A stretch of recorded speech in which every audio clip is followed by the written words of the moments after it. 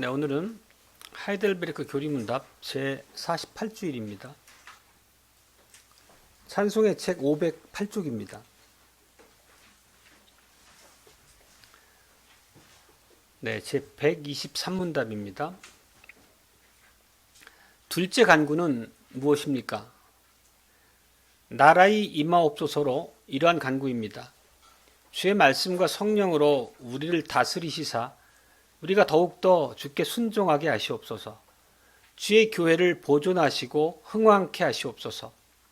마귀의 사역들, 주를 대적하여 일어나는 모든 세력들, 주의 거룩한 말씀을 대적하는 모든 음모들을 다 멸하시옵소서.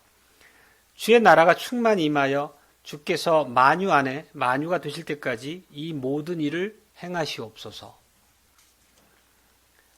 우리 주 예수 그리스도의 사랑하는 형제자매 여러분, 이 주기도문은 우리가 사실 잘 기억하고 구절구절을 모르는 바는 아닙니다. 그리고 교회 전체가 지난 2000년의 시간 동안 주님께서 가르치신 이 기도로 기도를 해왔습니다. 오늘날도 수많은 사람들이 주의 나라가 임하옵소서라는 주님께서 가르치신 기도로 기도합니다. 근데 안타깝게도 오늘날 많은 사람들은 그리스도의 주권, 하나님의 나라, 거기에 담긴 참된 의미를 사실 깊이 알지 못합니다.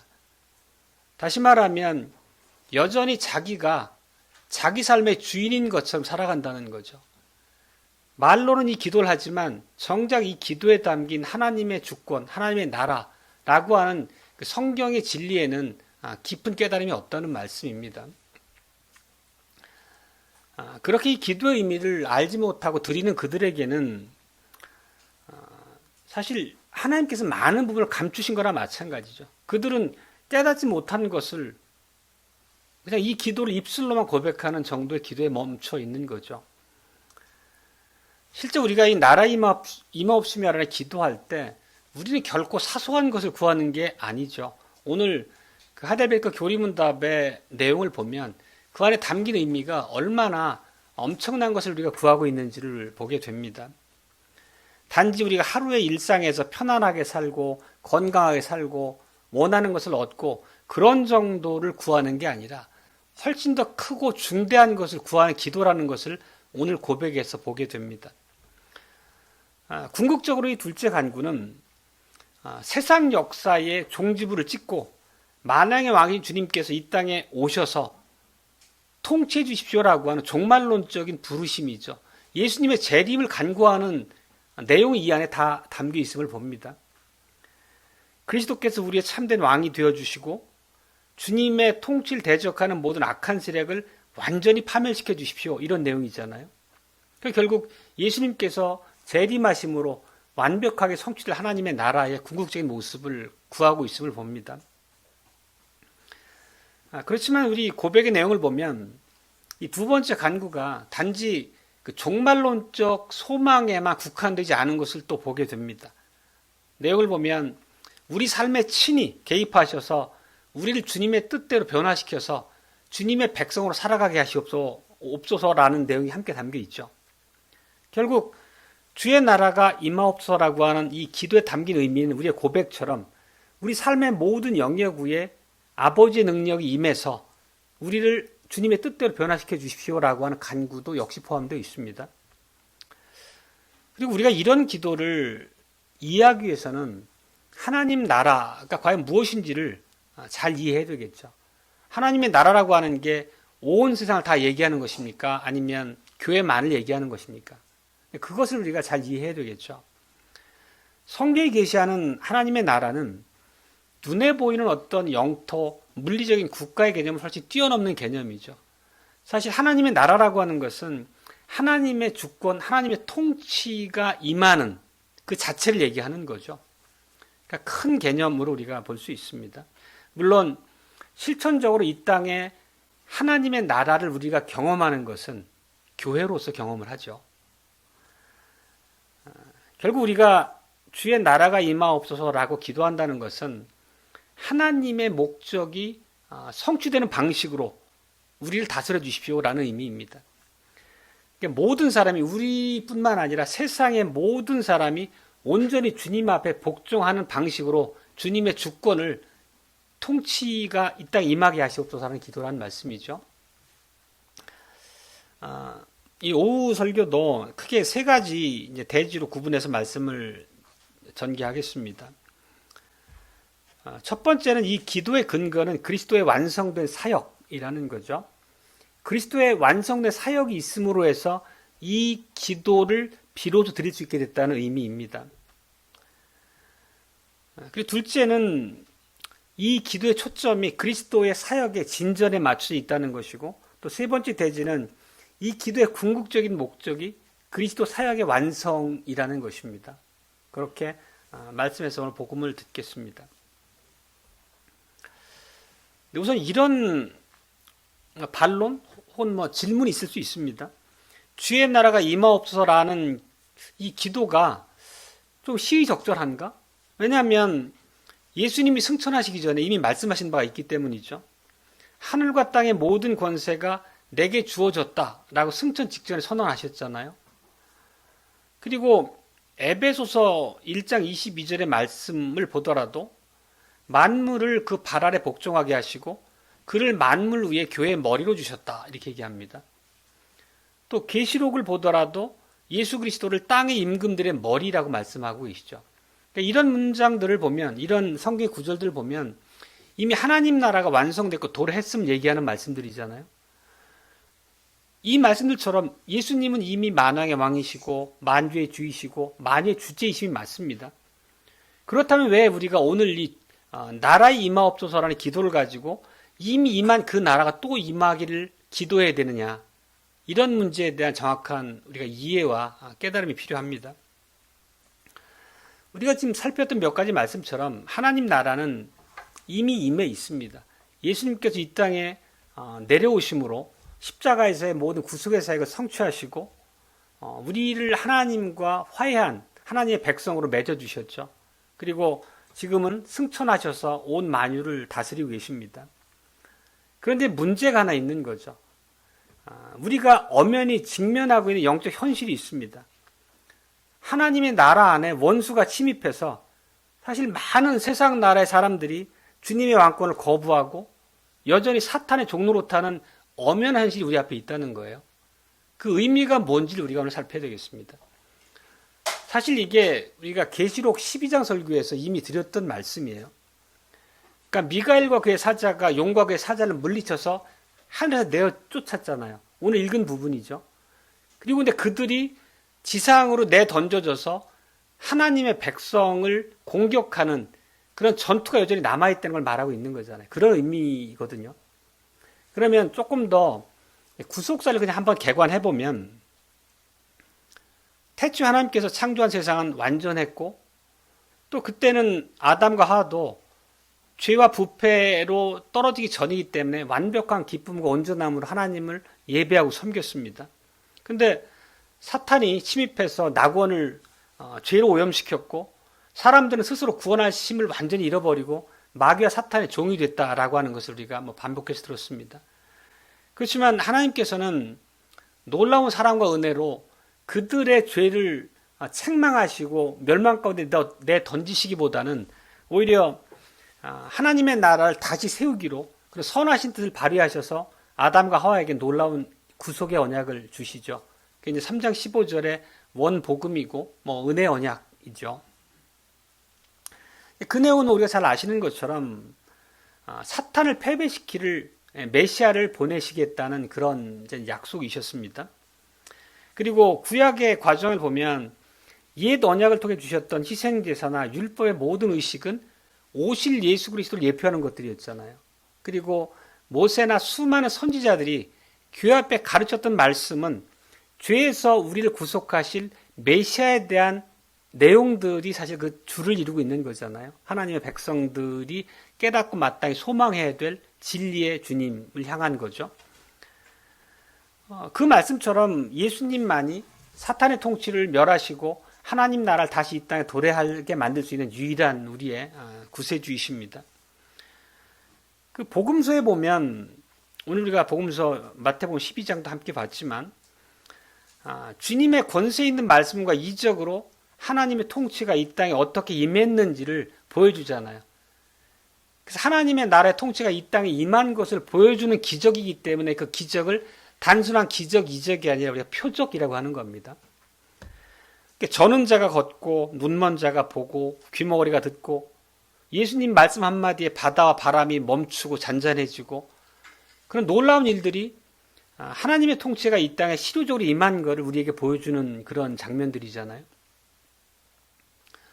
오늘 우리가 함께 읽었던 마태복음 12장도 이제 그 연장선상에서 한 장면들인데 예수님께서 귀신 들려 눈 멀고 벙어리는 자를 고치시는 장면에 대한 묘사였잖아요. 근데 그런 장면 앞에서 바리새인들이 어떤 태도를 취했습니까? 예수님의 그런 표적을 보고도 완악하게도 귀신의 왕 바알세부를 힘입어서 예수님이 그런 이적을 행한 것처럼 예수님의 그 이적을 표적을 폄훼하고 조롱하죠. 그래서 그들을 향해 주님이 주신 말씀이 오늘 우리가 읽었던 마태복음 12장 28절 말씀입니다. 그러나 내가 하나님의 성령을 힘입어 귀신을 쫓아내는 것이면 하나님의 나라가 이미 너에게 임하였느니라 이렇게 말씀하셨어요. 그리고 이어서 주신 비유가 뭐냐면 강한 자의 집에 들어가 그를 결박해야지 그 집을 늑탈하는 게 가능하다 이런 말씀하시잖아요. 여러분 무슨 얘기냐면 귀신을 쫓아내고 병자를 고치고 바람을 잔잔케 하고 이 모든 일이 결국 귀신이 결박한 연유에나 가능한 하나님의 역사라고 하는 걸 말씀하시는 거죠. 그런 너희가 눈앞에 보여지는 이런 표적들이 하나님의 나라가 이 땅에 임한 증거라고 하는 것을 바리새인들에게 일깨워 주시는 거죠. 결국 이런 말씀들을 이제 정리한 한 구절이 요한일서 3장 8절의 말씀인데 이런 말씀입니다. 하나님의 아들이 나타나신 것은 마귀의 일을 멸하려 하심이라 얘기입니다. 바로 그 얘기를 하는 거죠. 이처럼 이 주님의 공생에는 사탄의 나라를 깨뜨리고 파쇄하는 그런 영적 전쟁, 아주 치열한 전쟁임을 우리가 알고 있습니다. 사탄은 수많은 방법으로 예수님을 물리적으로 핍박도 하고 수많은 미혹으로 구속의 길을 가로막으려 했지만 주님은 끝까지 신실하심으로 그 맡겨진 사명을 감당하고 성취하신 것을 우리가 보게 됩니다. 그리고 마침내 이제 주님의 나라가 이 땅에 설립된 것을 선언하시는 거죠. 그 증거가 뭐냐면 십자가에서 생명을 내어주심으로 우리의 모든 죄값을 대신 치러주시고 사탄의 소나귀에서 사탄의 소유되었던 우리를 빼내어 하나님 백성, 자기 소유 삼으신 거잖아요. 그리고 하나님과 이제 화해된 백성으로서 다시 회복된 타락 이전의 능력으로 하나님의 백성으로 살아갈 수 있는 그것까지도 부여하셔 우리의 능력을 덧입혀 주신 거죠. 우리가 읽은 이 계시록 12장은 이 승리를 선명하게 우리한테 보여주는 장면입니다. 미가엘은 사실 예수 그리스도를 예표하는 거 우리가 함께 해석한 바가 있습니다. 결국 거기에 보면 사탄이 밤낮으로 출입하면서 하나님의 자녀를 참소했다는 표현이 나옵니다. 하지만 예수 그리스도께서 갈보리에서 성취하신 그 사역을 통해서 그 영적 승리를 묘사하는 표현이 이 계시록 12장에서 미가엘과 천사들이 용과 그 사자들과 싸워서 그들을 땅으로 내동댕이 쳤다는 거잖아요. 전쟁에서 이기고. 완벽하게 예수님의 승리가 확정되었고 하나님의 나라가 도래했음을 말하고 있는 겁니다. 하늘에서는 이제 더 이상 마귀가 활동할 영역이 없어진 거예요. 하나님의 법정에서 우리를 참소하던 자가 이제 완벽히 사라진 겁니다. 그걸 우리는 신학적 용어로 칭의라고 하는 거죠. 하나님의 법정에서 우리를 참소하던 마귀, 검사가 이젠 없어지고 우리는 하나님의 법정에서 무죄의 선고를 받은 자들이잖아요. 근데 땅 위로 내동댕이 쳐진 이 사탄이 자기의 때가 얼마 남지 않은 줄 알고 크게 분노하더라 이렇게 얘기합니다. 이게 말하자면 오늘 우리가 나라에 임하옵소서라고 하는 기도를 드리는 이유이기도 하고 우리에게 주는 경고이기도 한 겁니다. 그 계시록 12장 12절 13절을 다시 한번 보면 아까 읽은 부분인데 한번 더 보겠습니다. 땅과 바다는 화있을진저 이는 마귀가 자기의 때가 얼마 못된 줄을 알므로 크게 분내어 너희에게 내려갔습니다. 용이 자기가 땅으로 내어 쫓긴 것을 보고 남자를 낳은 여자를 핍박하는지라. 남자를 낳은 여자는 교회를 상징하는 표현이었습니다. 또 17절을 보면 용이 여자에게 분노하여 돌아가서 그 여자의 남은 자손 곧 하나님의 계명을 지키며 예수의 증거를 가진 자들로 더불어 싸우려고 바다 모래 위에 섰더라. 즉 하늘에서 내어 쫓긴 자들이 땅에 내려와서 교회, 하나님의 성도들을 공격하는 그 일이 지금 벌어지고 있다는 겁니다. 우리가 이렇게 이해했었어요. 계시록 12장 설교 때 드린 말씀처럼 마귀가 땅으로 쫓겨났다는 것은 마귀의 활동이 완벽하게 중단되고 그가 무적인이 완전히 밀보는 상태로 더 이상 역사하지 않는다는 의미가 아니라는 것을 우리가 기억해야 되죠. 하늘에서 패배한 마귀는 이제 땅에 내려와서 여자의 후손이 교회를 공격하는 겁니다. 그리고 그게 바로 우리가 날마다 겪고 있는 영적 전쟁의 현실을 말씀하고 있는 거죠. 하나님의 백성이라면 이 영적 전쟁을 피할 길이 없는 거죠. 그리고 우리 앞에 두신 이 전쟁을 우리는 반드시 이기게 됩니다. 근데 우리의 능력으로 이기는 게 아니라 이미 승리는 확정됐고 하나님이 내신 선한 수단들을 통해 하나님께 우리가 붙잡혀 있을 때 우리는 그 승리가 우리 것이 된다는 확신이 있죠. 그리고 이렇게 우리가 이제 종말론적 시각으로 성경을 이해할 때 그 구도를 우리가 늘 말씀드렸던 것처럼 already but not yet 이라는 표현으로 이해하잖아요. 이미 그러나 아직 예수님의 재림과 더불어 최종적으로 완성될 구속의 그 때까지 아직 우리가 싸워야 될 싸움이 남아있다는 것을 말하고 있는 겁니다. 그러니까 전쟁은 끝나고 전쟁의 승패 확정됐지만 그 패잔병들이 아직도 곳곳에서 무력으로 하나님 나라를 시끄럽게 하고 있는 거죠. 예를 들면 뭐 조금 비유가 맞을지 모르겠지만 1953년에 6.25가 이제 종전되죠. 그렇지만 그 인민군 패잔병들이 뭐 지리산 같은 도처에 숨어가지고 3년여간을 무력 봉기를 하면서 끊임없이 소요를 일으켰었잖아요. 그것들이 완벽히 진압되는 과정 중에 있는 거죠. 그런 비유로 우리가 이해할 수 있겠습니다.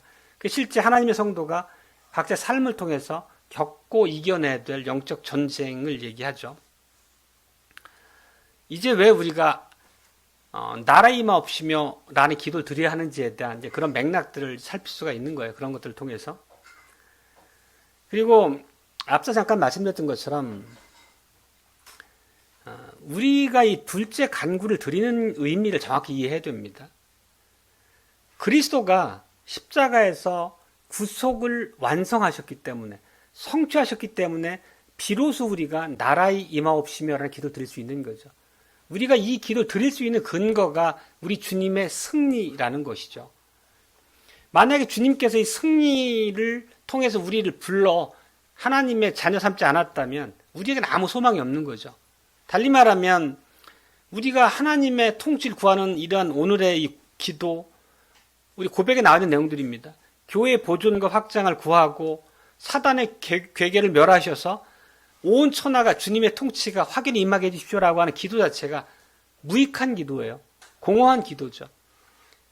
바꿔 얘기하면 우리가 그런 기도를 드릴 수 있음은 이미 우리의 주님께서 전쟁의 승패를 확정 지으셨고 우리의 승리는 변수가 없는 거예요. 완전하게 성취될 날만 남았다는 거죠. 다만 이제 땅으로 쫓겨난 마귀가 주님께서 재림하실 그때까지 소요를 일으키면서 우리의 영적 전쟁의 현실이 임한다는 거죠.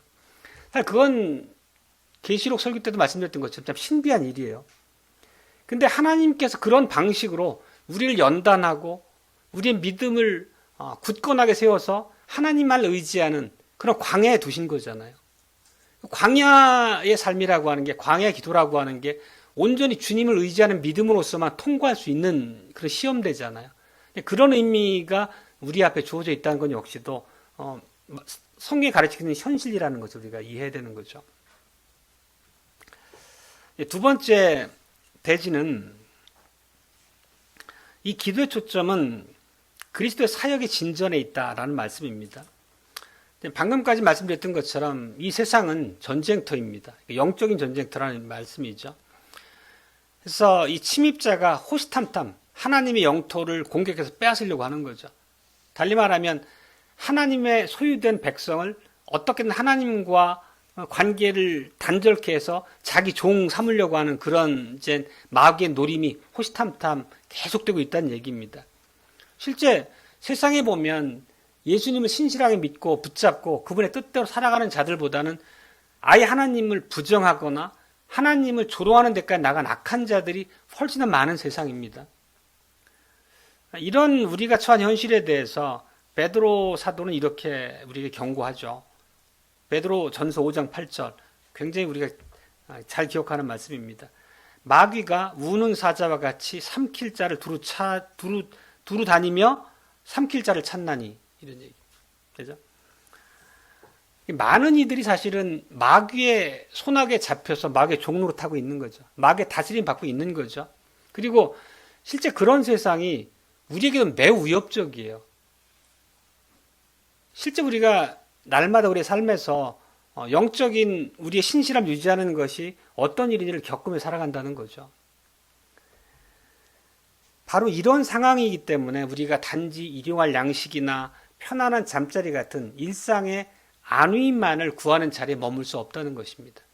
그래서 바로 나라의 임하옵시며라는 기도를 드린다는 것을 우리가 이해해야 됩니다.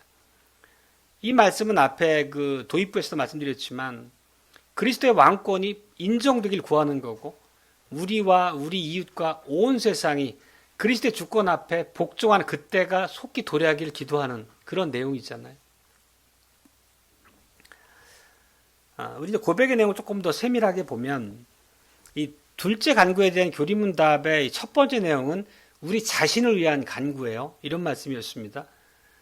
주의 말씀과 성령으로 우리를 다스리시사 우리가 더욱더 주께 순종할 수 있게 하시옵소서. 그죠? 우리의 삶을 성령의 능력으로 변화시키시고 주장해 주십시오라는 간구입니다.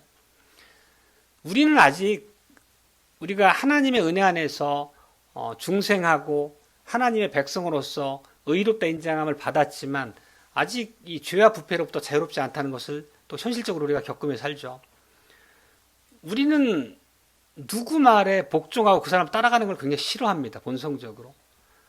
스스로 자기 마음대로 자기 삶의 주인이 돼서 살아가길 원하는 그런 기질이 있죠. 그게 이제 죄와 부패의 결과고 실제 우리의 지성이나 우리의 의지나 우리의 마음 역시도 하나님의 말씀을 먹고 그 말씀의 의미를 깨닫기를 열심으로 나가는 것보다 그냥 게으름을 피우길 좋아하고 또 우리의 완고한 의지는 역시 하나님의 말씀을 따라 순종하는 것을 되게 어렵게 만들죠. 그러니까 우리가 이 기도를 통해서 하나님께서 내 지성과 의지와 마음을 하나님의 주권으로 꺾으시고 순종할 수 있는 상태로 만들어 주십시오. 변화시켜 주십시오. 그냥 그런 기도가 우선적으로 나라 임하옵시며라는 기도 안에 담겼다는 얘기입니다.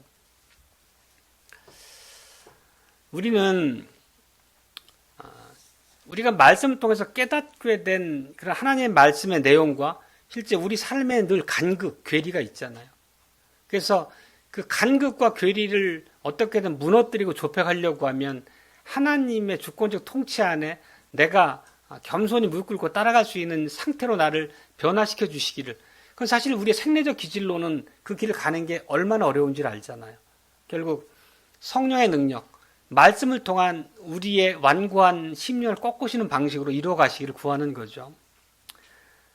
하나님의 말씀을 우리의 어두워진 지성을 밝혀주시고 우리의 완고한 의지를 꺾어 하나님 앞에 무릎 꿇려주시고 온 마음을 다해서 주님의 다스림을 기뻐할 수 있도록 도와주시고 그런 간구가 이 둘째 간구에 나 자신을 위한 기도로서 담겨 있다는 것을 말씀드립니다. 그리고 나 자신만 위한 기도가 아니라는 것을 계속 우리의 고백은 말씀을 하고 있습니다. 단지 이제 개인의 순종만이 아니라 그걸 넘어서는 교회를 위한 간구 역시도 포함하고 있습니다. 그러면서 결국 그 내용은 뭐냐면 교회를 보존하시고 교회를 확장해 주십시오라는 기도가 그 안에 담겨 있다는 거잖아요. 자, 그러면 이런 생각을 좀 해봐야 됩니다. 하나님의 나라가 임하옵소서라고 기도하는데 그 내용, 고백의 내용은 교회를 보존하시고 확장해 주십시오라는 기도로 해석을 하고 있잖아요. 그러면 하나님의 나라와 교회가 어떤 관계냐라고 하는 것을 우리가 이 안에서 살펴봐야 되겠죠. 결국 하나님께서는 이 교회라고 하는 이 땅에 두신 공동체를 통해서 언약 백성의 회집을 통해서 하나님의 백성을 불러 모으시고 하나님의 나라를 이루어 가시는 그런 하나님의 이 땅 실효적으로 존재하는 게 교회라는 것을 우리가 이해하는 거죠. 결국 하나님 나라가 임한다는 것은 이 땅의 교회가 하나님의 뜻대로 온전한 통치를 받들어서 힘있게 전진해 갈 수 있도록 우리의 믿음, 고백을 후대 계승하면서 주님의 모든 계획이 완성될 그날까지 우리가 신실하게 주님의 그 명령을 이제 수종드려야 되는 거죠. 그런 위치에 우리가 바로 서게 해달라는 기도입니다. 그리고 우리가 이제 여기서 한번 생각해 보시는 부분이 멜릭 신앙 고백 28항이죠. 28항은 뭔지 기억하세요? 네, 교회의 기도 중에 교회를 위한 우리의 고백 중에 교회에 가입해야 될 성도의 의무에 대한 고백이었잖아요. 결국 우리가 이 땅에서 예수 그리스도를 믿고 그냥 혼자 자기 믿음을 경건을 지켜나가는 방식으로 우리를 구원하지 않으신다는 거죠. 우리를 복음으로 일깨워서 거듭나게 하시면 교회라고 하는 하나님의 백성의 결속, 하나님의 나라 안으로 그를 불러서 하나님이 내신 통치 질서 안에서 온전하고 안전하게 그 믿음 생활을 이어 구원에 안착할 수 있도록 우리를 도와주시는 거죠. 우리의 연약함을 다스리시고 우리를 긍휼히 여겨주신 하나님의 방식이라고 배웠습니다. 교회는 그런 의미에서 이 땅에 세우신 하나님의 나라라는 것을 우리가 명확하게 알 수 있습니다. 하나님의 나라와 교회가 이퀄은 아니지만 하나님의 나라가 이 땅에 존재하는 방식이 교회라는 의미로서 이해할 수 있다는 의미입니다. 하나님의 나라가 훨씬 더 큰 개념이긴 하지만, 그리고 교회라는 것은 우리가 그 헬라어로 에클레시아잖아요. 그리고 에클레시아라고 하는 거는 영어를 써서 죄송한데 영어는 get together 그런 의미였잖아요. 하나님의 백성의 모임, 그런 의미가 에클레시아라는 의미거든요. 결국 우리가 교회는 결국 우리 눈에 보여지는 그 가시적인 공동체로서 하나님의 백성의 회집이라는 거예요. 그걸 우리가 결코 놓치면 안 된다는 거예요. 그리고 그 가시적 공동체로서 교회를 통해서 우리를 하나님의 백성으로 다스려 가시는 거죠. 결국 그게 바로 하나님의 계시의 말씀이 잘 해석돼서 우리 삶에 적용될 수 있도록 선포되는 설교를 통해서 우리를 다스리시는 것이고, 또 성찬을 통해 주신 성령 하나님의 놀라운 역사가 우리 삶을 주장하도록 바른 의미로 우리가 믿음의 토대 위에서 주님의 성찬을 또 세례를 베풀고, 그리고 우리가 믿음의 길에서 이탈하지 않도록 번진이라고 하는 수단을 통해서 그들을 사랑으로 보살핌으로써 믿음 안에서 끝까지 우리가 넘어지지 않고 완주할 수 있도록 돕는 거잖아요. 그게 바로 교회 안에서 이루어지는 하나님의 통치 질서라는 거죠. 그런 교회를 떠나서는 우리 구원이 결코 안전할 수 없다는 것입니다.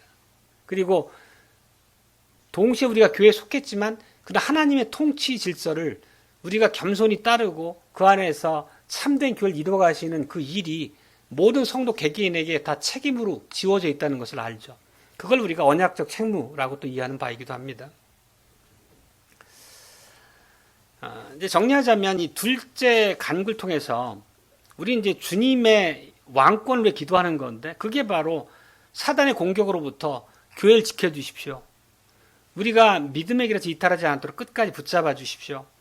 그리고 우리를 주님의 선한 도구로 쓰셔서 주님의 택함 받은 자들이 교회로 계속 들어올 수 있도록, 그래서 주님의 교회가 흥왕하도록 그렇게 역사해 주십시오라는 간구가 바로 이 두 번째 간구에 있다는 얘기입니다. 그게 바로 이제 주의 나라를 보존하시고 흥왕케 하시옵소서라고 하는 우리 고백의 문장의 의미예요. 그 다음에 이제 세 번째 대지는 이겁니다. 이 기도의 목적은 그리스도의 사역의 완성이다. 이제 이 말씀만으로도 우리가 직관적으로 와닿는 바가 있습니다. 우리 교리문답은 오늘 반복해서 말씀드리지만 우리가 살아가는 하나님의 백성으로서의 이 땅에서 삶이 결코 녹록지 않다는 거예요. 영적 전쟁이 실제한다는 걸 계속 우리에게 일깨워 줍니다. 계속 우리에게 각오하라는 거죠. 하나님의 말씀으로. 하나님의 내신 수단을 끝까지 붙잡고 의지하고 그 길을 가라고 말씀하시는 거죠. 그렇지만 우리 교리문답을 보면 우리를 그런 경고를 통해서 주눅 들고 두려움에 떨고 좌절하도록 만드는 게 아니죠. 오히려 우리의 신앙 고백은 확신 가운데 우리에게 이미 보장된 승리가 있기 때문에 하나님이 내신 길만 따라가면 우리는 승리가 우리 앞에 있는 거잖아요. 그건 사실 추호도 의심할 바가 없는 거죠. 그 내용이 우리 고백에 그대로 담겨 있습니다. 한번 읽어보겠습니다. 주의 말씀과 성령으로 우리를 다스리사 우리가 더욱 주께 순종하게 하시고 주의 교회를 보존하시고 흥왕케 하시며 마귀의 괴계를 멸하시고 마침내 주의 나라가 온전히 이루어져 주께서 만유의 주가 되시기까지 이 모든 일을 행하시옵소서. 그렇죠? 만유의 주가 되셔서 이루신다는 이 일이 이미 확정된 승리로서 우리에게 선포됐기 때문에 그걸 붙잡고 기도하는 거죠. 예수님의 성취된 승리를 딛고 우리는 기도한다는 의미입니다. 근데 여기서 우리가 하나 이제 주목할 부분이 있는데 우리가 이제 늘 잘 분별해야 될 부분이기도 합니다. 이 기도가 우리가 이 나라에 임하옵소서라는 기도를 드리고 우리가 열심히 주님 말씀에 순종하는 우리의 수고를 통해서 하나님의 나라가 온다는 것이 아닙니다. 하나님의 나라는 오히려 완성됐고 예수님의 사역의 완성을 통해서 우리는 오히려 그 말씀 예수 그리스도의 승리를 근거로 이 기도를 드리고 있다는 그 선후관계를 명확하게 우리가 이해해야 됩니다. 그 순서를 바꾸면 마치 내가 애써 싸워서 하나님 나라가 오게 만드는 것처럼 호도할 수 있는 거죠. 사실 그게 우리 입장에서 이해한 바는 얼토당토 않은 얘기일 수 있는데 실제 수많은 교회가 사람의 노고나 수고, 공로를 붙잡고 구원을 얘기하는 게 일상사잖아요. 사실 본질적으로 다르지 않거든요. 우리가 그러니까 신적인 방법을 의지해서 우리의 구원을 바라보느냐 사람의 공로를 붙잡느냐라고 하는 것은 하늘과 땅의 차이만큼이나 큰 겁니다. 우리가 이걸 잘 분별을 해야 되겠습니다. 하나님 나라는 이미 이제 그 최종적인 완성을 향해 오고 있는 중이죠. 우리가 기도하는 것은 올 것인가 오지 않을 것인가의 문제를 놓고 기도하는 게 아니라 언제 완성된 하나님 나라에 대해서 속히 그 나라가 그 땅이 그 시기가 임하길 간구하는 거죠. 그렇죠? 주여 어서 오시옵소서라고 하는 기도를 드리는 겁니다. 그리스도께서 교회를 보존하시고 주님의 뜻대로 택한 모든 자를 교회를 통해 모으시고 구원을 이루어 가시는 사역은 결코 변수가 없습니다. 완성될 것이고 그 뜻대로 차질 없이 결말이 오게 될 것입니다. 그리고 마침내 마지막의 때에 예수님께서 영광과 권세로 온 세상이 볼 수 있는 그런 방식으로 이 땅에 오실 겁니다. 그리고 그날은 우리에게 참으로 지금도 그날을 간절히 소망하지만 놀라운 날이 될 것이라고 우리는 확신하죠. 주님께서 우리를 품에 안아주시고 내 주인의 즐거움에 참여할지어다 라는 그 말씀처럼 신실한 종을 그 주인이 다독거리면서 이 말을 했던 것처럼 주님이 우리에게 이 말씀 들려주시겠죠. 그렇지만 주님의 통치를 거부했던 세상 원수는 그보다 더 두렵고 비극적인 날이 없을 만큼 그런 이제 최종 멸망의 때가 도래할 겁니다. 그리고 오늘 우리가 오전 설교에서 들었던 그 에녹이 하나님과 동행하는 삶이 그런 구원과 하나님의 심판을 세상 앞에 담대히 외치는 것이 동행하는 삶이었다고 말씀드린 바 있잖아요.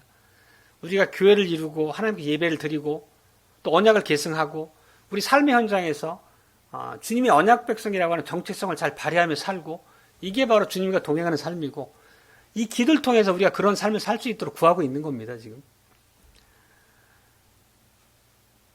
참으로 세상이 알아야 될 바가 있죠. 예수 그리스도는 만왕의 왕이십니다. 세상에서 우리가 살아가는 이 시간은 우리 주님께 잠시 빌린 시간을 살아가고 있는 것뿐이죠. 엄밀한 의미에서는.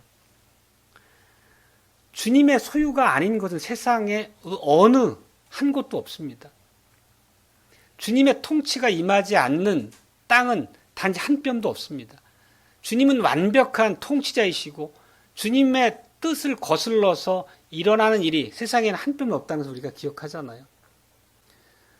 우리의 머리카락 하나도 떨어지지 않는 방식으로 철저하게 우리를 돌보신다라고 하는 것을 우리가 늘 고백하잖아요.